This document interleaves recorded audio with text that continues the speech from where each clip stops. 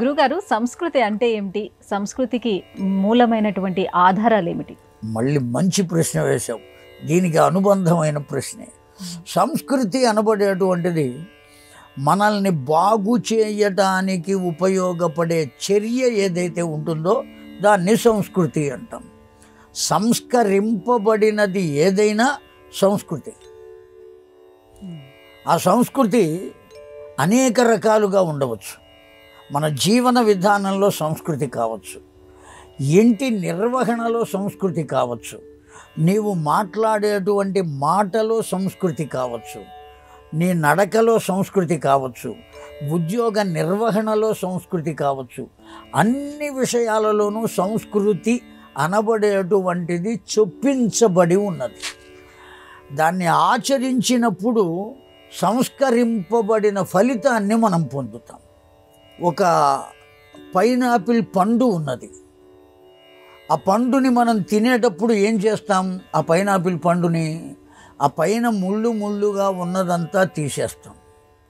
తీసేసి ఆ పైన ఉన్నటువంటి ఆకులు వలె ఉన్నది కూడా తీసివేసి ఆ లోపల ఉన్నటువంటి దాన్నే మనం భుజించడానికి ఇష్టపడతాం.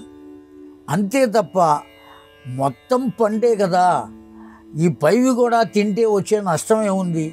డబ్బులు పెట్టి కొన్నప్పుడు ఆ డబ్బులు ఈ పై దానికి కూడా వర్తిస్తాయి కదా అని అది కూడా కలిపి తిన్నాడు అనుకో, అతడికి అనారోగ్యం కలుగుతుంది, శరీరం చెడిపోతుంది. ఎప్పుడు తింటాడు అతడు? ఆ పైది తీసివేసినప్పుడు. ఆ తీసివేయడాన్నే సంస్కారము అంటారు. సంస్కరించడానికి చేసేటువంటి క్రియ ఏదైతే ఉంటుందో, చర్య ఏదైతే ఉంటుందో దాన్నే సంస్కృతి అని అంటాం. ఆ సంస్కృతి అనేక రకాలుగా, మనం భాషించేటువంటి భాషలో సంస్కృతి ఉంటుంది. చాలా మృదువుగా, మెత్తగా, ఎదుటి అన్యుల మనములు నొప్పింపక తానొవ్వక తప్పించుక తిరుగువాడు ధన్యుడు సుమతి అని చెప్పినట్లుగా ఎవ్వరికీ నొప్పి కలగకుండా మాట్లాడటం సంస్కృతి. ఎవ్వరికీ కష్టం కలగకుండా ప్రవర్తించటం సంస్కృతి. అనేక రకాలుగా అనేక మందికి మన జీవనం ఉపయోగపడటం ఒక సంస్కృతి. ఇవన్నీ సంస్కృతిలో భాగాలు. నీ ఇంటిని నిర్వహించుకోవటం ఒక సంస్కృతి. ఎదుటి వారికి ఆదర్శంగా నీవు జీవించటం ఒక సంస్కృతి. ఇవన్నీ సంస్కృతిలో భాగాలే. అలా ఒక్కొక్క దేశానికి ఒక్కొక్క సంస్కృతిని ఆయా దేశాలు నిర్ణయించుకున్నాయి. కేవలం యుద్ధం చేయడం, దేశాలను కలుపుకోవటం, ఆధిపత్యాన్ని పెంచుకోవటమే సంస్కృతిగా భావించేటువంటి దేశాలు కొన్ని.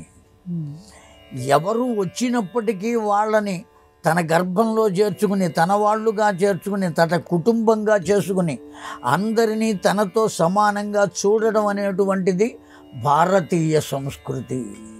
అందువల్ల ఆ సంస్కృతి అంత దివ్యమైనటువంటిది. సంస్కృతి అనే పదం దేనివల్ల వచ్చింది అంటే ఇవన్నీ సంస్కరింపబడి చేయబడుతున్నటువంటివి కనుక ఆ విధానానికి సంస్కృతి అని పేరు పెట్టాం.